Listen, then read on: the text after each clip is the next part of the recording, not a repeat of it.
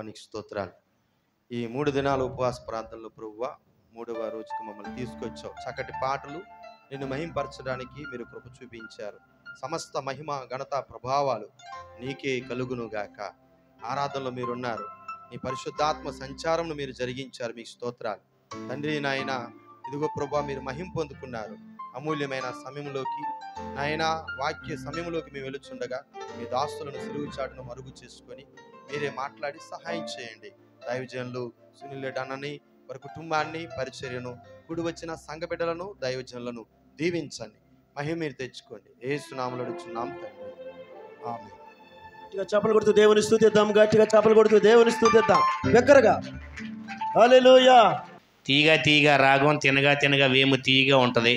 ప్రార్థన చేయగా చేయగా ప్రజలు మారుతారు. స్తోత్రం చెప్పండి. కొంతమందినైనా అగ్ని నుంచి లాగినట్టుగా మనం ఏం చేయాలి? ప్రభువు దగ్గరికి తీసుకుని రా. ప్రైజ్ ది లార్డ్, హల్లెలూయా. కాబట్టి ప్రియమైనటువంటి దేవుని మీద సంఘం చేయాల్సిన పనులు ఎన్నో ఉన్నాయి.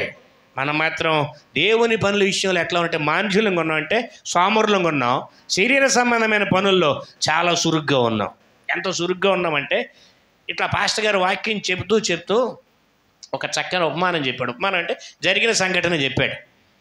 ఒక కుటుంబం చాలా ఆర్థికంగా ఇబ్బంది పడుతుంది.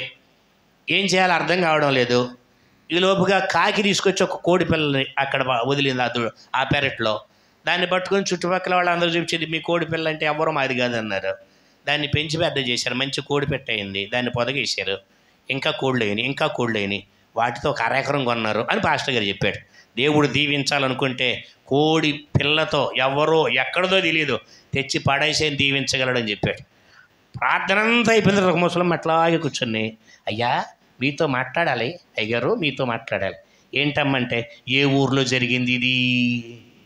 అర్థమైంది మీకు? అంటే ఆవిడ ఆలోచన అంతా దేని మీద ఉంది? వాక్యం అంతా కోడిపిల్ల మీదే ఉంది. మనకు కూడా కోడిపిల్ల తెచ్చేస్తే అక్కడ పడేసిందంట నాయన, మళ్ళీ ఇక్కడ పడేయాలి నాయన. ఏంటిది ఇది? ప్రియమైనటువంటి దేవుని బిడ్డలారా, రొద్దు. మన బాధ్యత నెరగాలి. ఎప్పటి వరకు మనం చేసే ప్రార్థనలు ఏంటంటే ఆశీర్వాదాలే. ఈ ఆశీర్వాదాల కోసం ఎంత వెర్రితనాలు వేస్తూ వెళుతుందంటే సంఘం, చివరికి నూనె చేసాలు అమ్ముకునే భ్రష్టత్వం కూడా సంఘంలో ప్రవేశించింది. ఏ భ్రష్టత్వం? నూనె చేసాలు అమ్ముకునే భ్రష్టత్వం. పౌలు కానీ, పేతురు కానీ, అపోస్తులు కానీ బైబిల్ గ్రంథంలో ఎవరైనా ఎప్పుడైనా నూనె చేసాలు అమ్ముకున్నట్టు దాఖలాలు ఏమైనా ఉన్నాయా? ఉంటే చెప్పండి, మనం కూడా అమ్ముకుందాం. ఒకటి చెప్తాను నేను. యేసు ప్రభు వారి కాలంలో పావురాలని, గొర్రెల్ని కదా ఇవన్నీ అమ్ముకోవడం మొదలెట్టి రోకల్ని మార్చడం మొదలుపెట్టారు. యేసు ప్రభు వారు ఏమన్నారు? నా తండ్రి ఇల్లు సమస్త జనులకు ప్రార్థనా మందిరం అని. మీరు దీన్ని ఏం చేశారట? దొంగల గుహగా చేశారు. ఏ గుహ అది? దొంగల గుహ. దేవుడి మీద ఆధారపడాలి అంతే. ప్రభు స్వార్థ చెప్పడానికి మనల్ని పిలిచాడు. మనం ఈ సత్యాన్ని వదిలిపెట్టేసి ఏదేదో పట్టుకుని పరుగులు తీస్తూ ఉంటాం. కొరింథీయులకు రాసినటువంటి మొదటి పత్రిక 9వ అధ్యాయం 13వ వచనం చదువుదాం. ఆలయ కృత్యములు జరిగించువాడు ఆలయము వలన జీవనము చేయుచున్నారనియు, బలిపీఠము వద్ద కనిపెట్టుకొని ఉండువారు బలిపీఠముతో బలిపీఠం మీద ఉన్న వాటిలో పాలివారై ఉన్నారని మీరు ఎరుగరా?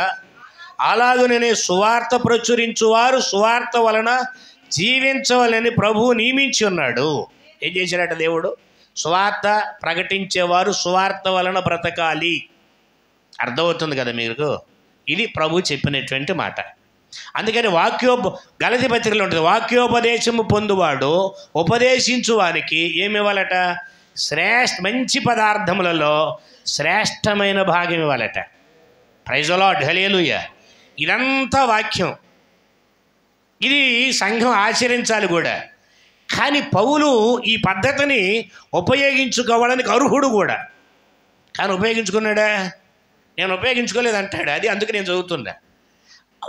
సంఘం అంత హై రేంజ్లో ప్రారంభించబడి నూనె చీసాలు, కచ్చీపులు అమ్ముకునే స్థాయికి దిగజారిపోయింది. ఎంత దారుణం చూడండి. కొంతమంది భక్తి అంటే ఎక్కడ పడితే అక్కడ పరిగెత్తుకెళ్ళిపోతారు మేకల్లాగా. గొర్రెలు వేరు, మేకలు వేరు. స్తోత్రం చెప్పండి. మేక అన్ని చెట్ల మీద ఎగిరి ఎగబడి అన్ని ఆకులు కొరుకుద్ది. కానీ ఎన్ని చెట్లు తిరుగుద్దో తెలియదు. సాయంత్రం వరకు తిరిగినా సరే దానికి ఆకలి. మళ్ళీ ఇంటికి వెళ్ళేటప్పుడు కూడా దారి తప్పుతూ ఉంటుంది. మేకది. మనం గొర్రెలు. స్తోత్రం చెప్పండి. ఎవరు ఎన్నిసార్లు తిట్టినా మనం గొర్రెలమే అనుకున్నాం. స్తోత్రం చెప్పండి. Praise the Lord. మనకి గొర్రెల కాపరి యేసుక్రీస్తు ప్రభువారు. Praise the Lord. మనం కాపరిని ఫాలో అయ్యేవారం. Praise the Lord. ఎవరిని ఫాలో అవుతాం? ప్రధాన కాపరి అయిన యేసుక్రీస్తు అడుగు జాడలో నడవడానికి ప్రయత్నించేవారు. పౌలు నేను ఆయన్ని పోలి నడుచుకున్నాను, మీరు కూడా నన్ను పోలి నడుచుకోనండి. ఇప్పుడు మనం శిశువులను కాదు. మన బుద్ధి విషయంలో మాంద్యత లేదు.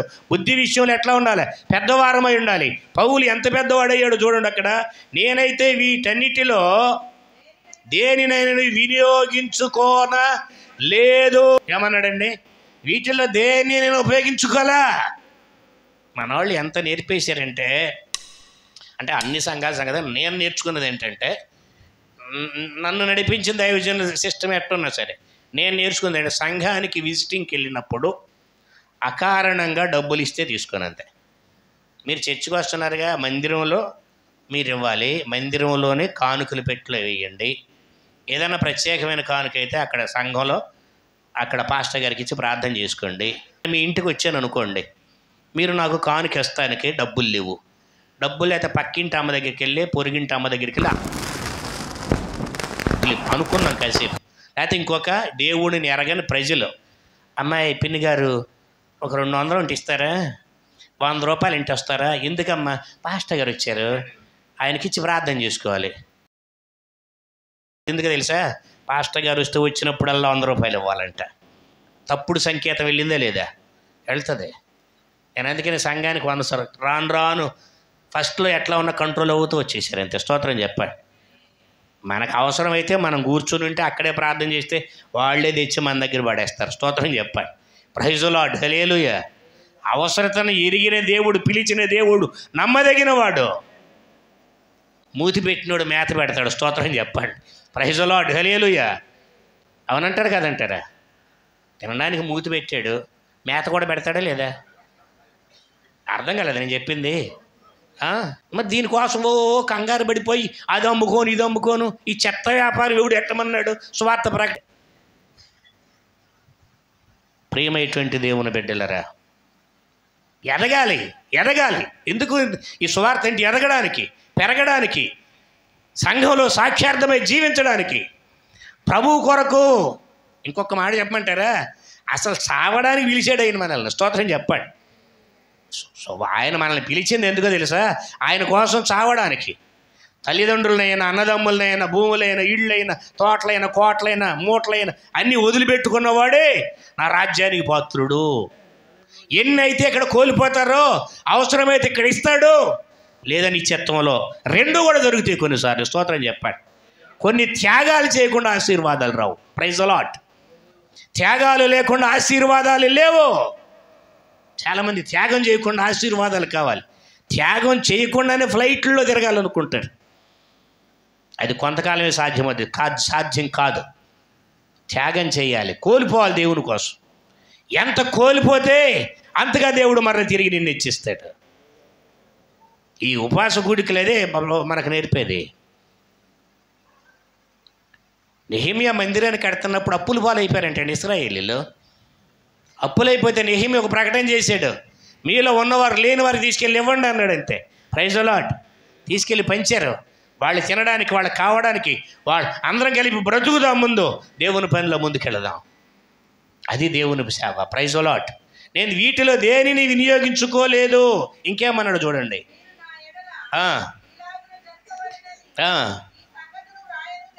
నేను మీ ఎడల, నా ఎడల ఎలాగ జరపాలని ఈ సంగతులు రాయలేదు. ఎవడైనాను నా అతిశయము వ్యర్థము చేయుట కంటే నాకు మరణమే మేలు. నేను ఇట్లా అతిశయిస్తూ దేవుని పక్షంగా ఒక ఉన్నతమైన విలువలు కలిగి బ్రతకాలనుకుంటున్నాను. ఈ రీతిగా ఒకవేళ బ్రతకకుండా ఎవడన్నా నన్ను ఈ రీతిలో పాడు చేయాలి, దిగజార్చాలనుకుంటే, ఈ బ్రతుకు కంటే, ఈ దిగజారిన బ్రతుకు కంటే, ఇవన్నీ దేవుడి పేరు మీద అమ్ముకునే బ్రతుకు కంటే అసలు నాకు మరణం మేలు అన్నాడు. అబ్బా, ఇవన్నీ చదవాలి కదా. యేసుక్రీస్తు ప్రభువులు అదే మనకు కావాలి. కొంతమంది విశ్వాసుల్లోకి వస్తాం. ఒకసారి పొలం ఆనుకుని ఉంది, ప్రక్కనోడు అప్పుల పాలైపోయి పొలం అమ్ముతున్నాడు. మన పొలాన్ని ఆనుకుని ఆడు అప్పులు పాలైపోయాడు, నువ్వు రేట్ ఎక్కువ పెట్టమాకని ఇంకొకటి కొనేవాడు చెప్పారు బ్రోకర్ వచ్చి. అర్థమైంది? మీకు అర్థమైందా? వాడు అప్పుల్లో ఉన్నాడు, జాలిపడి మార్కెట్ రేట్లో కుడియడంగా ఇచ్చేస్తాడు ఎవడో. ఈ ప్రార్థన పెడతాడు, ప్రభు అది మాకే రావాలి, తక్కువకు రావాలి, మాకే రావాలి, తక్కువకు రావాలి, మాకే రావాలి. ఇదే ప్రార్థన, ఉపాస ప్రార్థన. పైగా పాస్టర్ గారిని కూడా పిలిచి ఉపాస ప్రార్థన పెడతారు. పాస్టర్ గారి చెవులు చెప్తారు, మాకే రావాలి, తక్కువకు రావాలి. వింటాడు దేవుడు? అది అసలు వాక్యమేనా? వాక్యానుసారమైన విధానమేనా? కాదు. మనం బ్రతకాలి, అందరూ బ్రతకాలి, అది వాక్యానుసారం.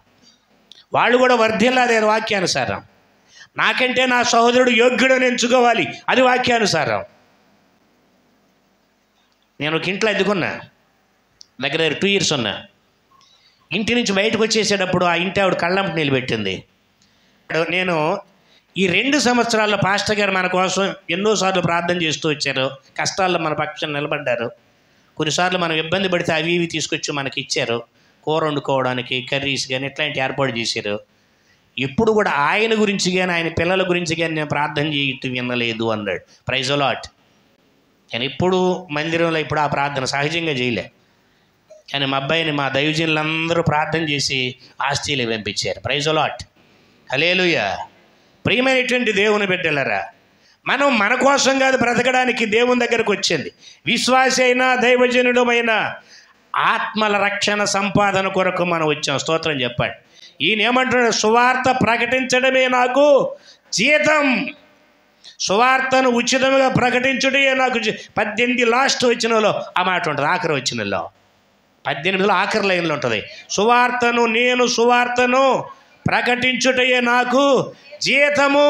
ఆత్మానుసారముగా ఆరంభించి, అసలు నేను అంటాను చాలామంది ఆత్మానుసారంగా కూడా ఆరంభించకుండానే సంఘంలో, ప్రేమ విందుల్లో, దేవుని మందిరంలో దొంగ మెట్టలుగా ఉన్నారని బైబిల్ గ్రంథం చెప్తుంది. మనం ఏ స్థాయిలో ఉన్నాం?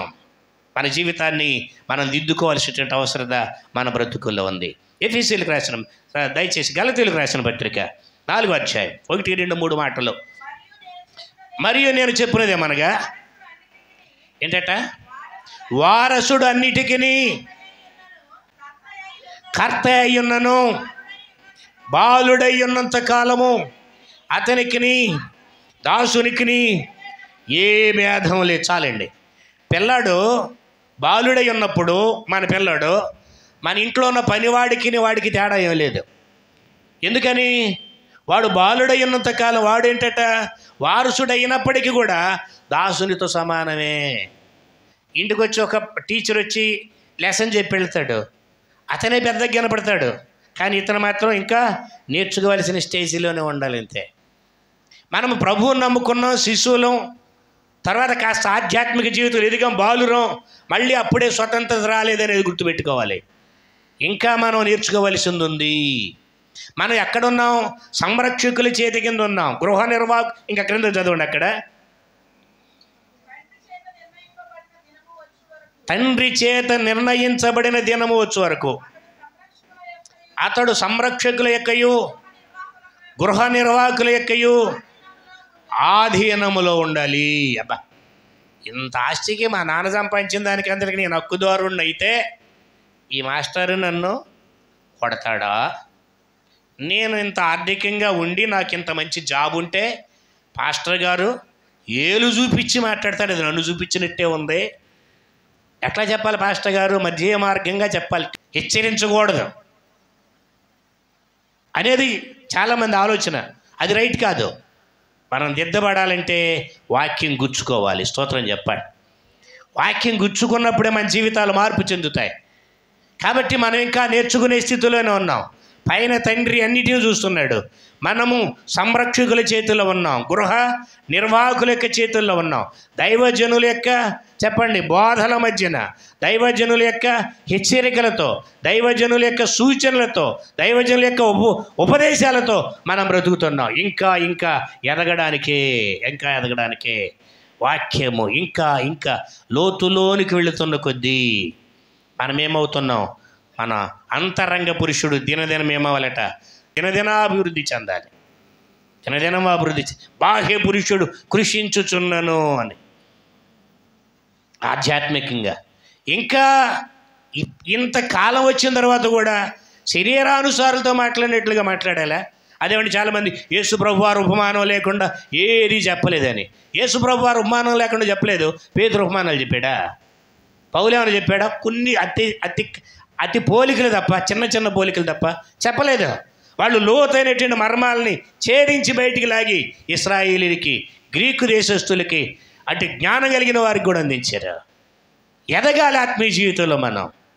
ఇంకా సండే స్కూల్ కథల బోధలు వద్దు. సండే స్కూల్ కథల బోధలతో కాలక్షేపణ లేదుగా. వచ్చువాడు ఆలస్యం చేయకవచ్చును. మనం సిద్ధపాటు కలిగి ఉండాలి, సిద్ధపాటు కలిగి ఉండాలి. ప్రియమైనటువంటి దేవుని బిడ్డలు, ఇంకా చదవండి అక్కడ క్రిందకి. అటువలే మనమును బాలురమై ఉన్నప్పుడు లోక సంబంధమైన మూలపాఠములకు లోబడి దాసులమేంటివి. అటు బాలురుగా ఉన్న శిశువులుగా ఉన్నప్పుడు లోక పాఠాలు మళ్ళీ అక్కడే ఉన్నాడు.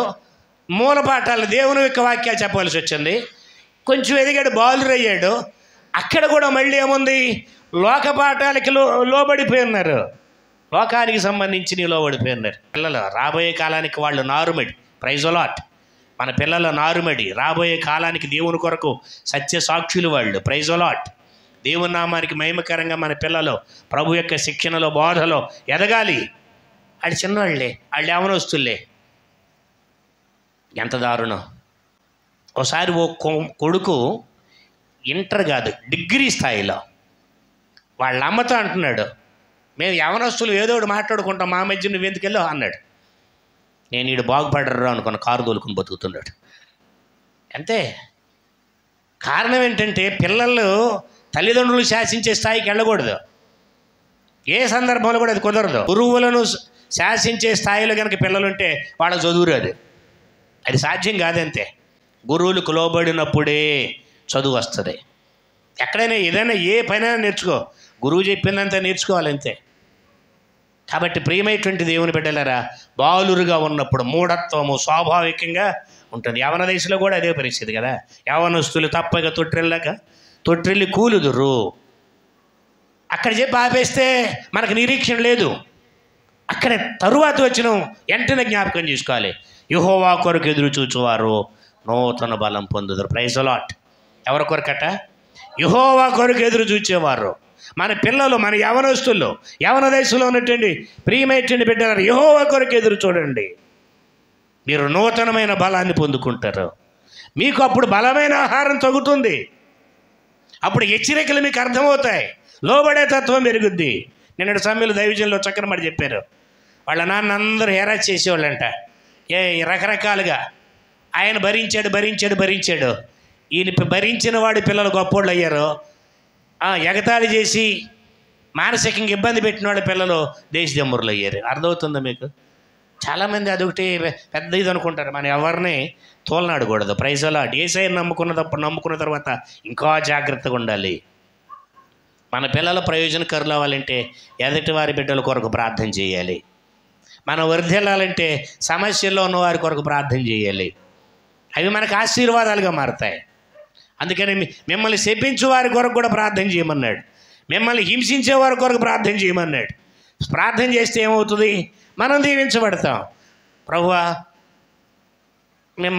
మమ్మల్ని ఇబ్బంది పెట్టేవారి కోసం ప్రార్థన చేయమన్నావు నాయన.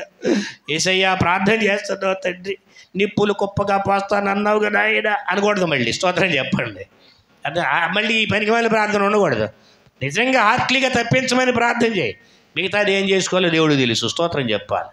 Praise Lord. హల్లెలూయా. అందుకనే బాలురుగా ఉన్నంతకాలం మనం దాసులమే. ఇంకా యవన దశలో కూడా దాసులమే. ఇంకొక మాట చదవండి బైబిల్లో, ఎఫెసీయులకు రాసిన పత్రిక. ఇంకా ముందుకెళ్ళిపోదాం. ఎఫెసీ 4:14. అందువలన మనమిక మీదట పసిపిల్లలమై ఉండి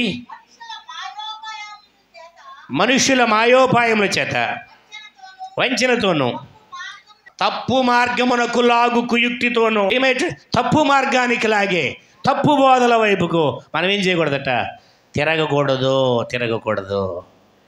వాక్యము ఎప్పుడు కూడా గుచ్చుకుంటేనే వాక్యం, దిద్దితేనే వాక్యం, గద్దిస్తేనే వాక్యం. దానికి మనం లోబడితేనే మన జీవితాల్లో ముందుకెళ్తాం. అందుకని దీనివల్ల ఏం జరుగుతుందో మన జీవితాల్లో గద్దింపు వాక్యం వచ్చింది. తప్పు మార్గానికి లాగే బోధ నుంచి మనం తప్పించబడతాం అనుకోండి, ఏం చేయాలి? ఒక్క మాట దయచేసి చూద్దాం. సంఘంలో అనేక మంది యొక్క ఆలోచన విధానం ఎదగలేకపోవడానికి కారణం కీర్తన గ్రంథం 50వ కీర్తన దయచేసి 18 వచనం. దిద్దుబాటు నీకు అసహ్యము కాదా? నీవు దొంగను చూచినప్పుడు వారితో ఏకీపించుదువు, వ్యభిచారులతో సాంగత్యం చేయుదువు, కీడు చేయవలని నీ నోరు తెరచుచున్నావు, నీ నాలుక కపటము కల్పించుచున్నది. నీవు కూర్చోండి నీ తల్లి సహోదరుల మీద నీవేం చేస్తావట? కొండెములు చాలా. దిద్దుబాటు నీకు అసహ్యము కదా. ఇంత బాధ ఎందుకు? 3 దినాలుగా దైవజనులు మీరు సుమారుగా 6 ప్రసంగాలు విని ఉంటారు. ఈ ప్రసంగాలను ఎందుకు? దిద్దుబాటు కోసం. స్తోత్రం చెప్పండి. హల్లెలూయా. ఇది ఈ బోధ బలమైన ఆహారం. ఉపదేశం తేలికపాటిదైతే, బోధ బలమైనదైతే, హెచ్చరిక చెప్పండి ఇంకా బలమైంది. స్తోత్రం చెప్పండి. సరిచేసేది, ఆరోగ్యాన్ని కాపాడేది, జీవితాన్ని దిద్దేది, అభివృద్ధి వైపుకు నడిపించేది. ఎప్పుడైతే హెచ్చరికతో కూడిన మాటలు, దేవుని యొక్క గద్దింపులు మనకు వస్తున్నాయో, మన ముందు 2 ఆప్షన్స్ ఉంటాయి. ఆఖరికి చెప్తున్నాను. ఒకటి దిద్దుబాట, లేదా రెండవది తిరుగుబాట. ఏమంటాయి? గద్దింపు వాక్యం, హెచ్చరించే వాక్యం మన ముందుకు వచ్చినప్పుడు మన జీవితంలో మనకి 2 ఆప్షన్స్ ఉన్నాయి. ఒకటి దిద్దుబాటు అన్నవ్వాలి, లేదా రెండవది తిరుగుబాటు అన్నవ్వాలి.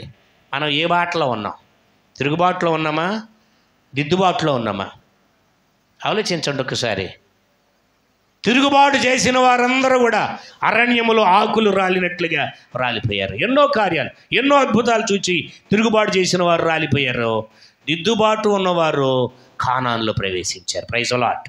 హల్లెలూయా.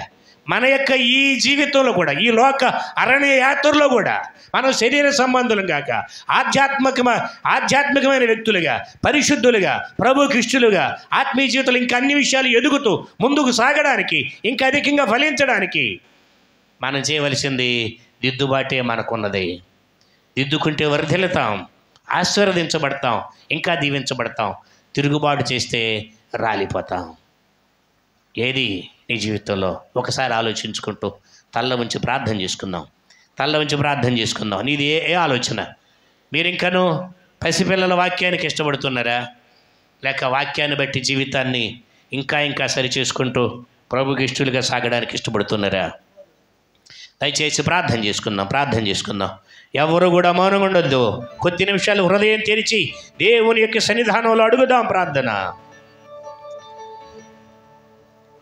కొమ్మరి చేతిలో మట్టిలా నీ జీవితాన్ని దిద్దడానికి దేవుడు తన దాసుల ద్వారా అనేక రకాలైన హెచ్చరికలు నీకు ఇస్తూ వస్తున్నారు. ప్రార్థన చేసుకుందాం. కొమ్మరి చేతిలో మంటివలే, తల్లి వడిలో పసి బిడ్డవలే. కొమ్మరి చేతిలో మంటివలే, తల్లి వడిలో పసి బిడ్డవలే. అయ్యా నీ కృపతో నన్ను మార్చుము, యేసయ్యా నీ పోలికగా నన్ను దిద్దుము. అయ్యా నీ కృపతో నన్ను మార్చుము, యేసయ్యా నీ పోలికగా నన్ను దిద్దుము. కొమ్మరి చేతిలో మంటివలే, తల్లి వడిలో పసి బిడ్డవలే. కొమ్మరి చేతిలో మంటివలే, తల్లి వడిలో పసి బిడ్డవలే. దయచేసి వాక్యాన్ని ఎంతసేపు మీరు విన్నారు? వాక్యాన్ని బట్టి దిద్దుకుంటారా? వాక్యం బలమైన ఆహారం, ఆరోగ్యదాయకమైన ఆహారం, కాలమును బట్టి చూస్తే మీరు వాడుకులైన వారి వలె ఉండవలసిందయ్యా. ఇంకా మూల పాఠములు, ఇంకా ప్రాథమిక విషయాన్ని నీవు ఇష్టపడుతున్నావా? ఈ రోజైనా నీ జీవితాన్ని దిద్దుకుంటే నీ జీవితానికి ఆశీర్వాదం. ఈ వాక్యము ద్వారా, ఈ హెచ్చరికల ద్వారా ఈ నిర్ణయం తిరుగుబాట లేక దిద్దుబాట ప్రార్థన చేస్తున్నాం.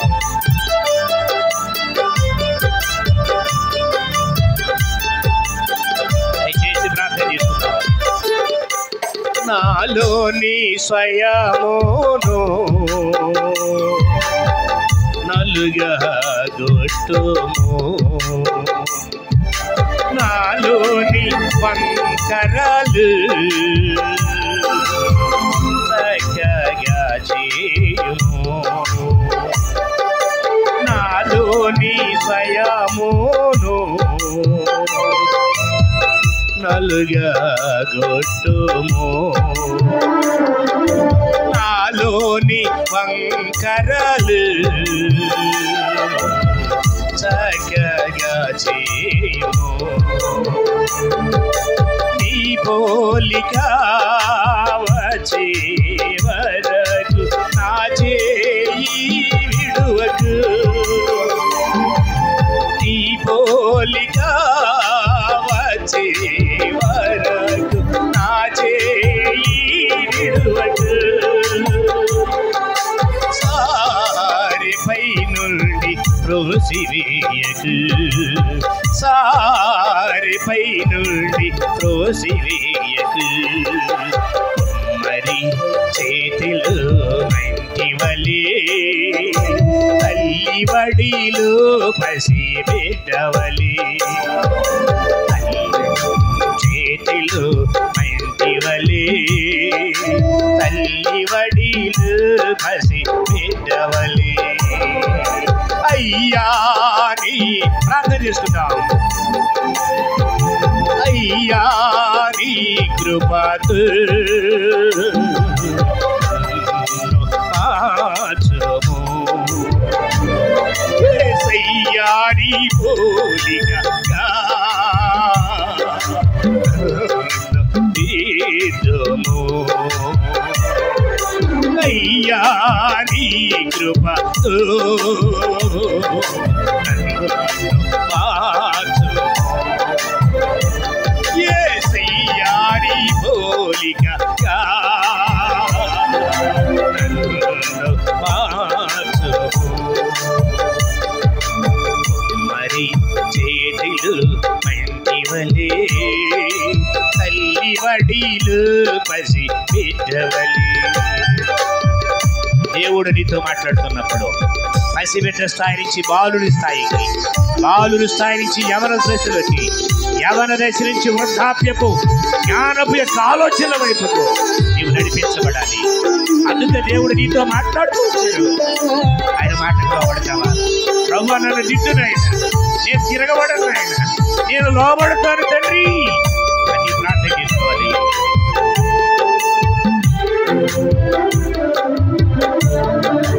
నాలోని స్వయమును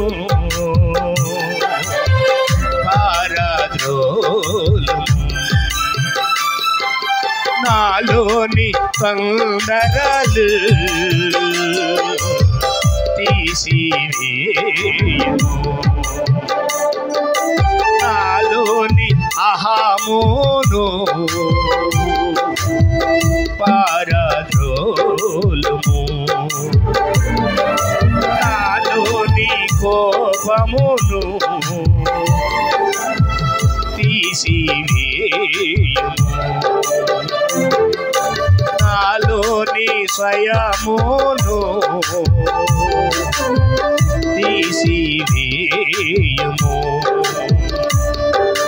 నాలోని పాపములు తీసివేయుము, నీ భుజముపై ఆనుకునే బిడ్డగా మార్చుము, నీ భుజముపై ఆనుకునే బిడ్డగా మార్చుము,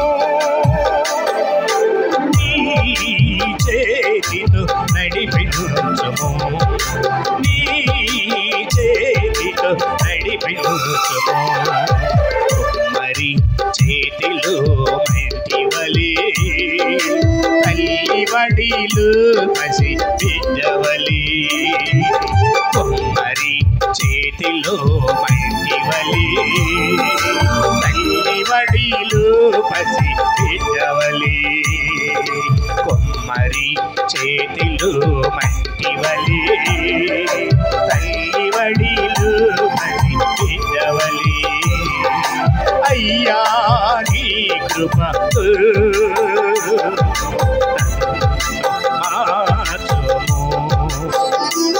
యేసయ్యాని పోలికగా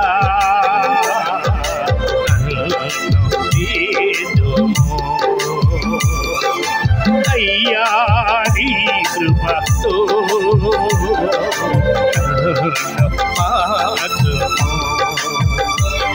యేసయ్యాని పోలికగా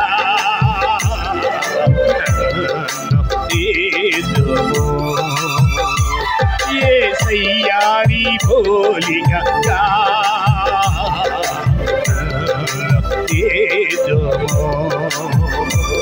యేసయ్యాని పోలికగా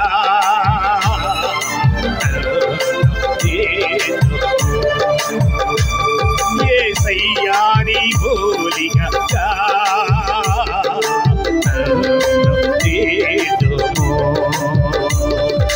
యేసయ్యాని